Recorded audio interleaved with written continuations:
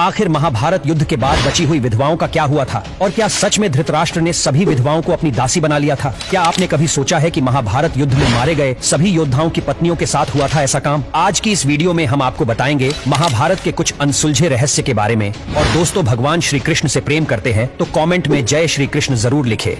दोस्तों, महाभारत ग्रंथ में आश्रमवासी पर्व के 33वें अध्याय में कुरुक्षेत्र के मैदान में वीर गति को प्राप्त सैनिकों के विधवाओं के बारे में जानकारी मिलती है, जिसके मुताबिक महाभारत युद्ध के बाद पांडवों को हस्तिनापुर का राज्य मिल गया था। पांडुपुत्र युधिष्ठिर का हस्तिनापुर के नरेश के रूप में राज्याभिषेक किया गया। अन्य भाइयों को भी हस्तिनापुर राज्य की अलग अलग महत्वपूर्ण जिम्मेदारियां सौंप दी गई। युधिष्ठिर के बाद भीम को हस्तिनापुर का उत्तराधिकारी भी घोषित किया गया। प्रजा भी इनके शासन में काफी खुश रहने लगी। पांचों पांडव अपनी जिम्मेदारियों को निभाने के साथ साथ ज्येष्ठ पिता धृतराष्ट्र, अपनी बड़ी माँ गांधारी और अपनी माता कुंती की सच्चे मन से सेवा किया करते थे। पांडवों की सेवा से धृतराष्ट्र और गांधारी समय के साथ अपने पुत्रों के शौक से बाहर आ गए और इसी तरह 15 साल का समय बीत गया। लेकिन एक दिन अचानक धृतराष्ट्र के मन में राजमहल छोड़कर वन में जाने की इच्छा हुई, जिसके बाद उन्होंने युधिष्ठिर के सामने अपनी इच्छा को प्रकट करते हुए कहा कि हे युधिष्ठिर, अब हमारा मन राजमहल में नहीं लगता, इसलिए हम चाहते हैं कि बचा हुआ जीवन वन में बिताए। तुम हमें वन में जाने की आज्ञा दो।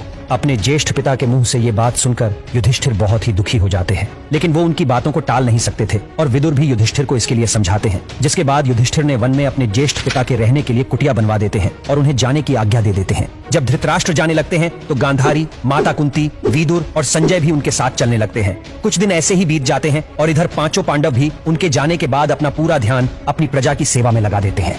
हस्तिनापुर की प्रजा भी पांडवों के सेवा भाव से काफी प्रसन्न रहती है, लेकिन इस प्रजा में शामिल विधवा स्त्रियां शौक में रहती है, जिनके पति कुरुक्षेत्र के मैदान में वीर गति को प्राप्त हो गए थे। अपने पतियों के शोक में स्त्रियां हमेशा रोती और विलखती रहती है। युधिष्ठिर चाहकर भी उनके दुखों को दूर नहीं कर सकते थे, क्योंकि उन्होंने खुद अपने लोगों को अपनी आंखों के सामने मरते हुए देखा था। कुछ दिन ऐसे ही बीत जाते हैं। फिर एक दिन पांडव में से सबसे छोटे भाई सहदेव को अपनी माता कुंती से मिलने की इच्छा होती है। सहदेव जाकर अपनी इच्छा को अपने चारों पांडव भाइयों को बताते हैं, जिसके बाद भीम, अर्जुन, नकुल और द्रौपदी के मन में भी माता कुंती से मिलने की इच्छा जागृत हो जाती है। सबके कहने पर हस्तिनापुर नरेश युधिष्ठिर अपने सेनापति को आदेश देते हैं कि वो सभी के वन में जाने की व्यवस्था करें। अगले दिन पांचों पांडव द्रौपदी के साथ वन की ओर चल पड़ते हैं। जब इस बात का पता हस्तिनापुर के प्रजा को चलता है तो वो लोग भी उनके साथ जाने लगते हैं। उन लोगों में वो विधवा स्त्रियां भी थी जिन्होंने अपने पति को महाभारत के युद्ध में खो दिया था। वन में जाकर पांचों पांडव उस आश्रम में जाते हैं जहां धृतराष्ट्र, गांधारी, माता कुंती, विदुर और संजय सभी निवास कर रहे थे और हस्तिनापुर निवासी उसी आश्रम के आसपास अपना डेरा जमा लेते हैं। कुछ दिन ऐसे ही बीत जाते हैं। तभी एक दिन महर्षि वेदव्यास उस आश्रम में पांडवों से मिलने आते हैं। पांडवों से मिलने के बाद जब वो आश्रम से बाहर निकलते हैं तो उनकी नजर हस्तिनापुर की उन विधवा स्त्रियां पर पड़ती है जो अपने पति के शौक में विलाप कर रही होती है। महर्षि वेदव्यास हस्तिनापुर के अन्य निवासियों पर भी गौर करते हैं। युद्ध में मारे गए अपने परिजनों के शोक में वो डूबे हुए होते हैं। ये देख महर्षि वेदव्यास को बहुत दुख होता है और वो सभी को समझाते हैं कि आप लोग युद्ध में वीर गति को प्राप्त हुए अपने परिजनों का शोक मत मनाइए। वो सभी जिस लोक में है वहाँ वो सुखी पूर्वक रह रहे हैं और वो वहाँ काफी प्रसन्न भी है।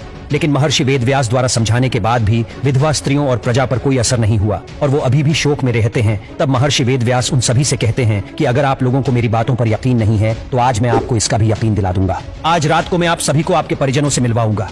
महर्षि के मुंह से ये बात सुनकर पांडव समेत हस्तिनापुर के प्रजा के चेहरे पर एक तेज आ जाता है और वो सभी अपने परिजनों से मिलने के लिए बहुत ही ज्यादा उत्साहित हो जाते हैं। जिस आश्रम में वो रहते थे उस आश्रम के पास गंगा नदी का तट था। जैसा कि महर्षि वेदव्यास ने कहा था, शाम के समय सूर्यास्त होने से पहले सभी लोग गंगा नदी के तट पर अपने परिजनों से मिलने पहुंच जाते हैं। जिसके बाद महर्षि वेदव्यास अपने तपोबल से महाभारत युद्ध में मारे गए सभी योद्धाओं को वहां पुकारते हैं। महर्षि वेदव्यास के तपोबल से सभी योद्धा एक एक करके गंगा नदी से बाहर निकलते हैं और अपने मृत परिजनों को एक बार फिर से अपने सामने देखकर पांडव सहित हस्तिनापुर के सभी निवासी बहुत प्रसन्न हो जाते हैं। सभी अपने परिजनों से मिलते हैं, उनसे बातें करते हैं और उनके साथ थोड़ा समय बिताते हैं। जिसके बाद उन्हें इस बात पर यकीन हो जाता है कि उनके परिजन इस लोक से मुक्ति पाकर अपने अपने लोकों में खुश है। ये बात जानने के बाद सभी के मन में अपने परिजनों को लेकर शौक था, वो समाप्त हो जाता है। कुछ समय बीतने के बाद युद्ध में मारे गए सभी योद्धा एक एक करके गंगा जल में डुबकी लगाकर अपने अपने लोक चले जाते हैं। उनके वापस जाने पर जो विधवा स्त्रियां रहती है वो वापस से दुखी हो जाती है।